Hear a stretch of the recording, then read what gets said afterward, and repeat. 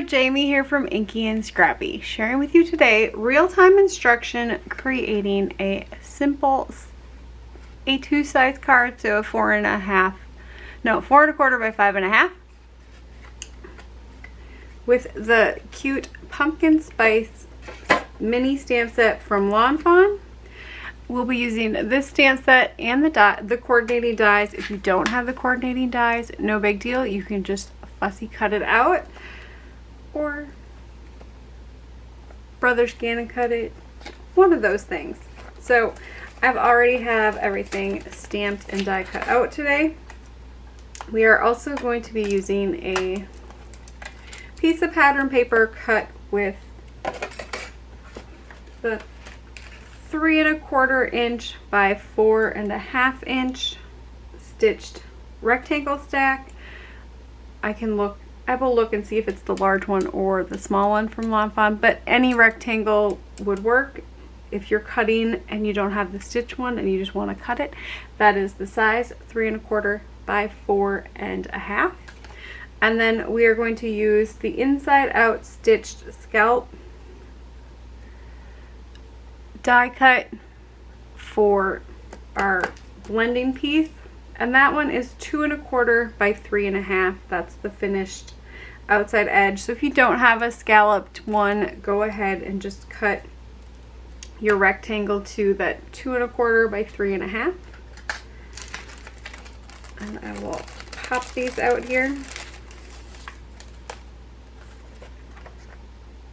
and to move that out of the way.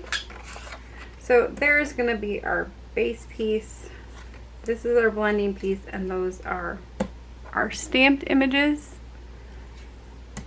The other things we'll need today is a water sprayer. It does not have to be the Distress water sprayer. Any water sprayer or water will do. Some, I did not use liquid glue on, well, some liquid glue for embellishments. Some either little rhinestones. I use the little dots. Are they dots? The diamond dots. So leftover diamond dots. Or you can buy the diamond dots in the individual tubes. So I will be using diamond dot gems today, but any gems, Nouveau crystal drops, anything of that sort will work, or even the little stamp set, the little star from the stamp set would work as well. Use what you have available to you. And then some double-sided adhesive of some sort. So I'll be using just a dot runner today. Otherwise, this kind of a double-sided adhesive, and then some foam adhesive of some kind. We're going to be using this today because it's left over from the second or the first card in my 2-card series card class that I'm teaching. So if you took the class and you bought the kit, we'll just be using the scrap piece from there.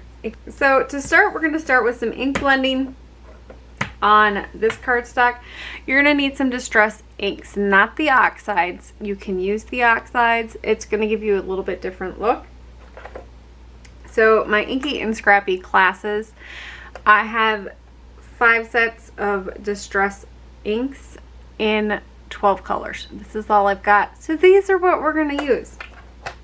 I have the Marigold. We're going to use Marigold, Forest Moss today. And then I'm thinking Vintage Photo, but Walnut Stain would work. Or Ground Espresso would work. You want a darker brown. Gathered Twigs would probably work as well if that's what you have available to you. Something that looks like coffee, obviously. So we're going to start with the dried Marigold. And I'm going to pull these other ones. I'm going to do Vintage Photo, I think. And then, so just 3 cubes today. So choose. I'm going to use dried Marigold. It's the closest I have that's going to match my pattern paper. So if you're using a different pattern of paper, use a coordinating color that goes with your pattern paper. obviously, right? So being that our stamped image or stamping is going to be up there and our image is going to be there, our focal point, we want our ink concentration to be here. And to start with the sponge, I'm going to use a sponge dauber just because for class it's easier, and we will be using blending brushes in the other one, but I don't want to mix my colors and I only have one blending brush per student. Otherwise, you're more than welcome to use the brush style ones, work well. Any whatever you use for your ink blending. So if it's a brush, if it's the bigger sponge dauber, I'm just going to use the finger one. It is a small area, so the finger one will work well. And can I say these new ink cubes, as opposed to my old ones, open really hard. I shouldn't say really hard. They stick closed better than the other ones did. So I'm just going to load up my dauber there. And then because I know that the cup is covering this bottom part, I'm going to start there with my ink blending and then work my way out. Because it's going to leave a funny little spot, right? And we don't want that to be visible once the card is done. So going lightly, and this way you can kind of test your pressure with it. If you're not comfortable with ink blending, this is a great way to test out your ink blending, but we know it's going to be hidden by the coffee cup, so we don't have to worry about that part showing. And we're just going to continue to blend. Put your paper at an angle that is comfortable for you to ink blend at. Don't be trying to force the blending from an uncomfortable position.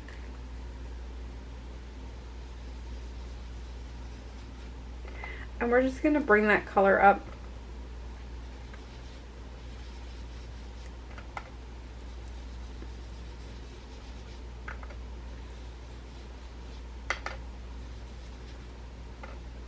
Going back to that ink cube to reload our blending brush, or our sponge dauber in this case. Can you tell I normally use a blending brush and not a sponge dauber? I'm going to pull that color out just a little bit to the sides on the bottom, kind of so it has like a flame effect. So it's wider at the bottom and it kind of shoots up to the top, narrowing as we get up there. I don't want it to be all the way out to the side. But this one is totally your option. You can go with as much color or as little color as you want.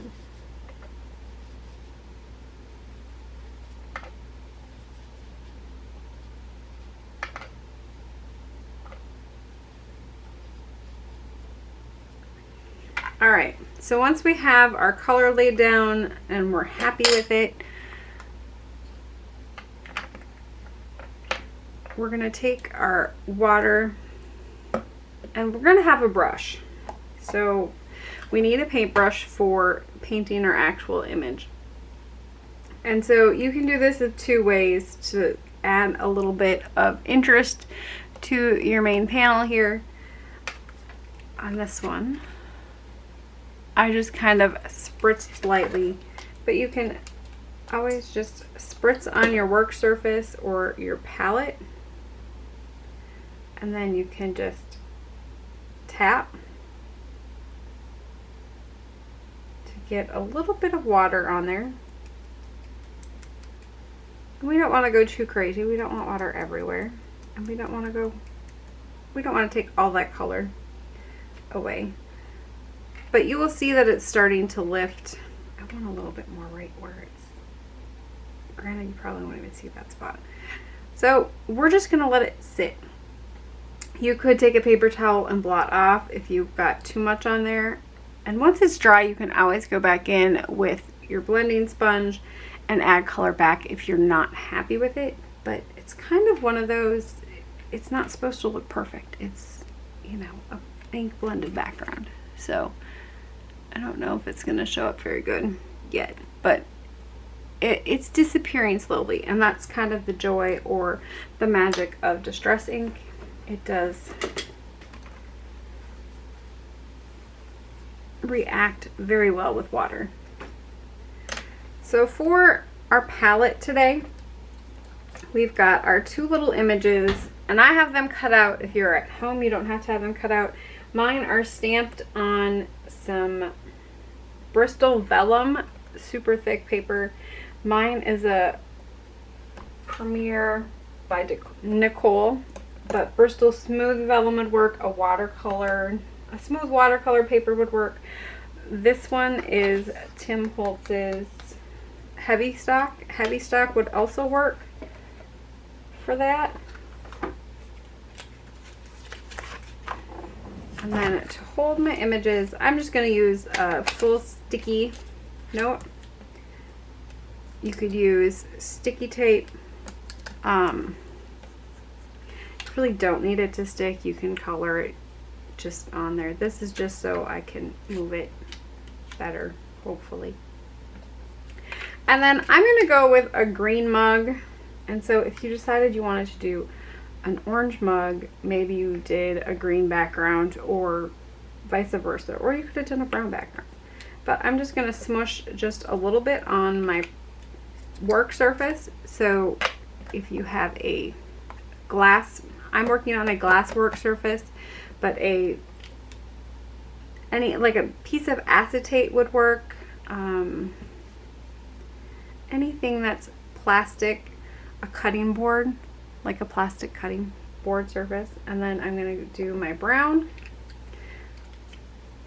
And then I'm also going to do my marigold.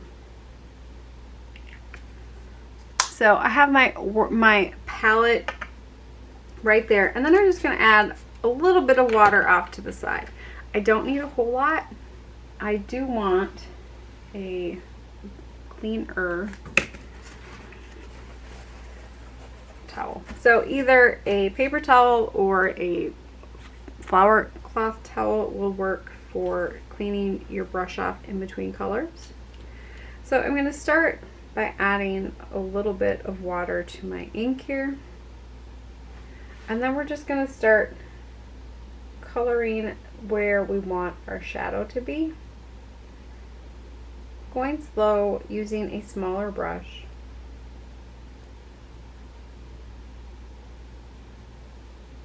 And then for my outside of my mug, to get that rounded look, we want a deeper color on the outside and a lighter color on the inside.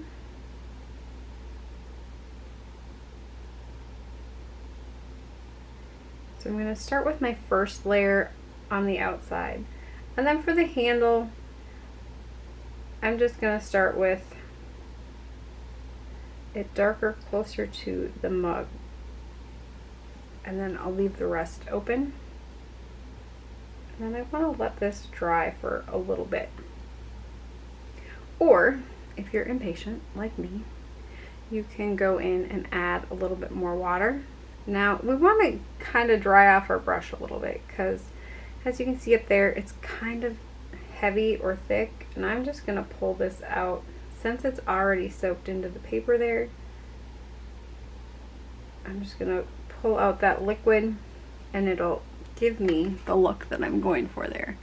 See how it gets dark closer to the cream, and it kind of has that lighter area there. And then we're going to come in and do another layer on the mug. And it's watercolor. If you go outside the lines, it's not a huge deal. It just, you know, adds some visual interest.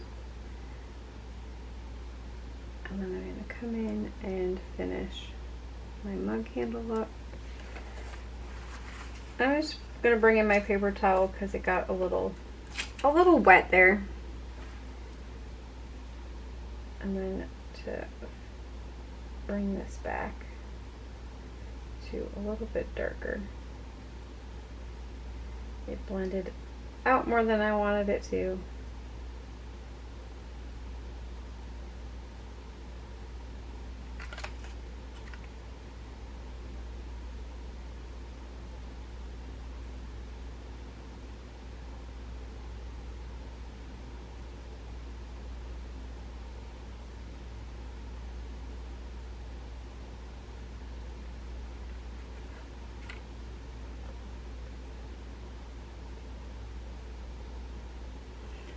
Okay, I'm happy with my mug coloring. It's kind of lighter in the center, darker on the outsides. So I'm just going to take some more water here and rinse out my brush. If you have a water cup, you can rinse it out there. But for the sake of class demonstration, I am just going to do it on my work surface.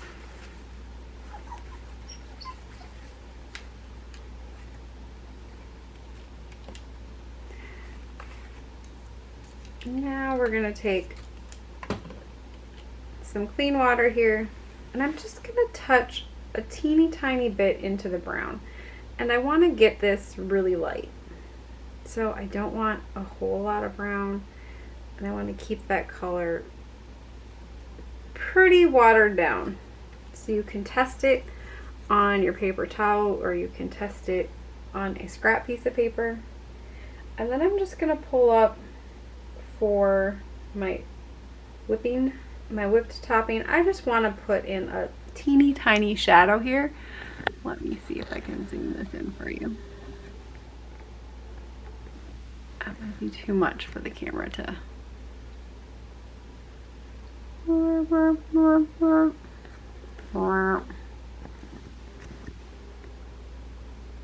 There we go. Okay, so all I'm gonna do, and I have this very watered down, and I'm just gonna follow that line here and bring it up and follow that curve. I'm not coloring the whole thing in. Whipped topping is supposed to be very light, right? So I just want to give it just a teeny tiny bit of a shadow.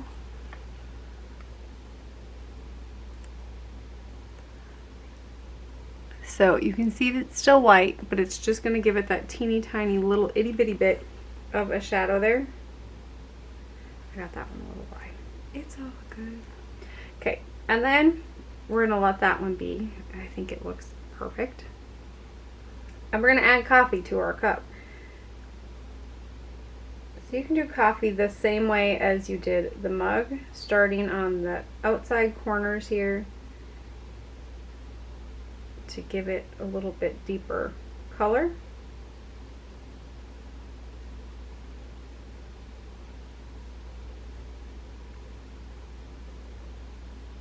And you can either add in a little bit of water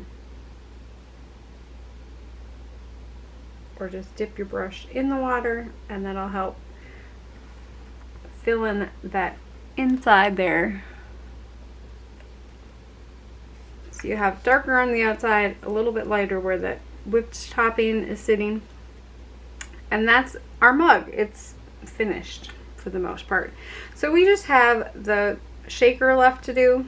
And the shaker you can do a couple of different ways. So you can do it so it has a light spot on the top here. You don't have to do it that way. You could color it all one solid color. It's totally up to you how you want to do it. So for my shaker, because I don't think the orange is going to be dark enough, I'm going to start with direct orange. I'm not going to add any water to it. And I'm going to leave a little bit. Let's see, which side do I want to put my shaker on? It doesn't really matter, but so if I'm going to do my shaker this way, I'm just going to give myself a little line there so I kind of know where I'm headed with it, right?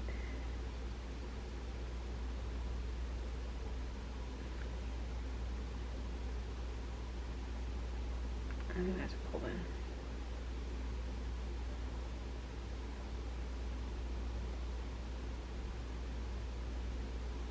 So to me, it's just not dark enough for pumpkin spice, because pumpkin spice to me is just a darker shade. So I'm just gonna add, you can either add dots and get kind of a speckly look with, I'm coming in with that brown vintage photo, straight dark, so it's as dark as it comes. And keep in mind that my orange is still wet, so it's gonna mix together a little bit. It's gonna spread out. It's not gonna stay perfect, but this will give it some texture.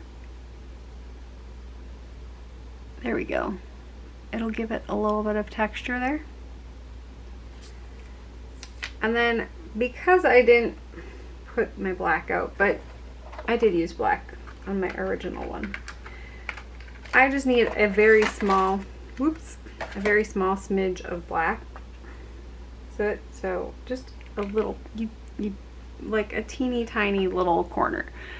So see, this is my black. It is a teeny tiny little corner. I'm not going to use a whole lot. So I'm going to kind of rinse my brush off in my water pool here. And I'm just going to come in and grab a teeny tiny little bit of black. And then water that down pretty good, because I just want a softer gray here. And again, doing the outside first, and then I'm going to add some more water to my brush. I'm not even going to dip it back in the black. I'm going to pull in the black from the outside. I got a little heavy on the water. So I'm just going to blot that off with my towel. And that is my top of my shaker. So we're going to let that dry for a little bit. The other pieces should be dry. I'm going to clean off my work surface and zoom back out here. There we go. So I'm just going to wipe down my work surface.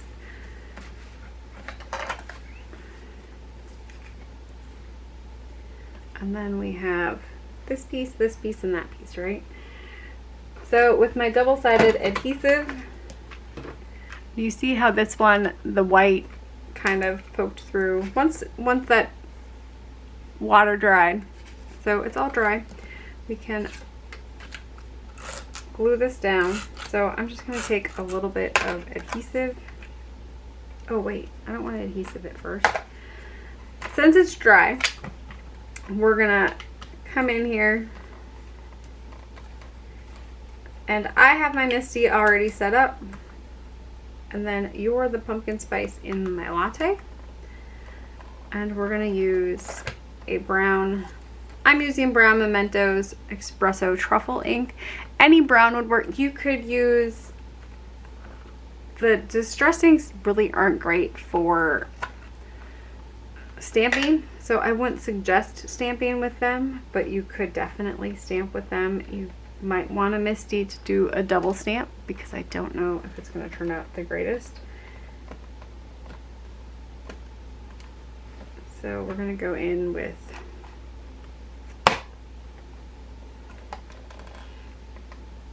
and I think that gave it fairly good coverage on my first stamp there.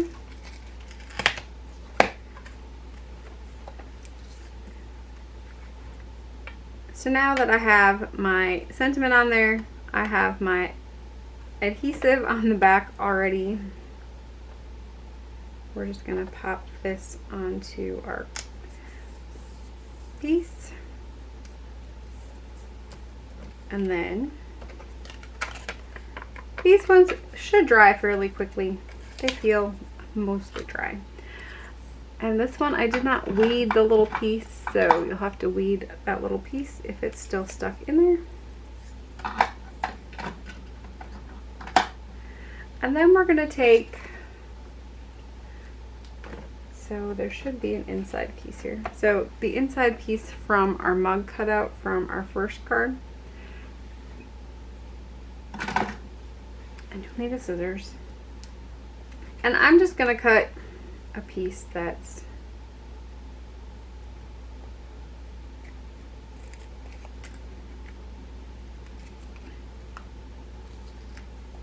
going to fit on the back of my mug here. And all I did for my pieces here was take a piece of fun foam and then some double-sided adhesive, and I put that on the back before I cut out all of my foam for the shakers.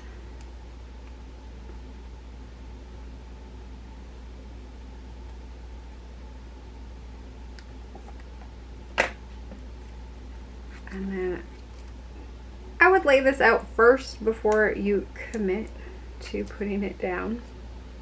I want a little bit bigger piece there for my shaker.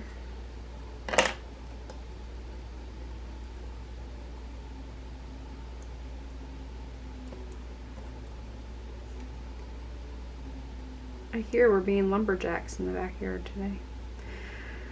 Boys. Alrighty, and so my little latte pumpkin spice is going to be up here, I think. And then this is going to go down here.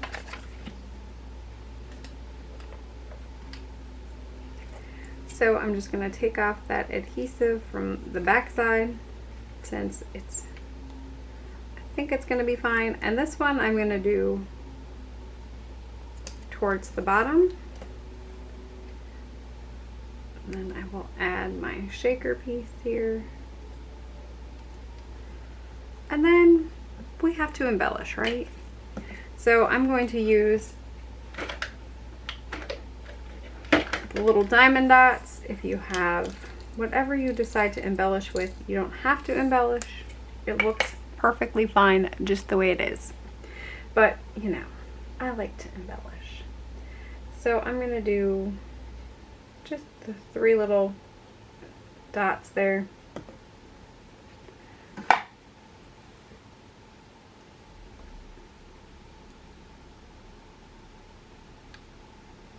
And then add my embellishments.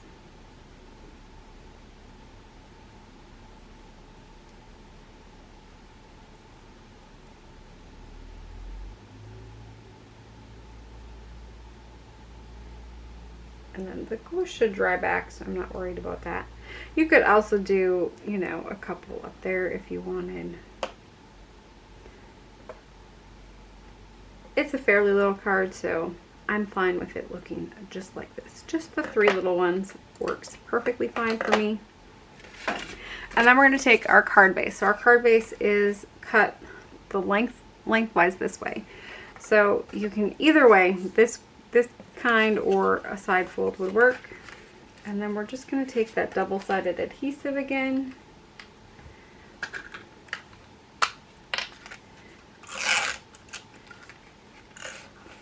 Whoop. Whoop. Whoop. And just go along the outsides. And yeah, see, I cleaned my sponge dauber off on the middle. Nobody's going to see it. It's all good. And then I'm going to pop this in the middle there. And then you can put a sentiment on the inside. I haven't decided what we're putting on the inside yet for glass. So you can either do thanks, a latte, or happy fall, I love you a latte, thanks a latte, anything like that would work, or just a happy birthday card. And that is our completed card for today. Thanks for joining me, and keep getting inky.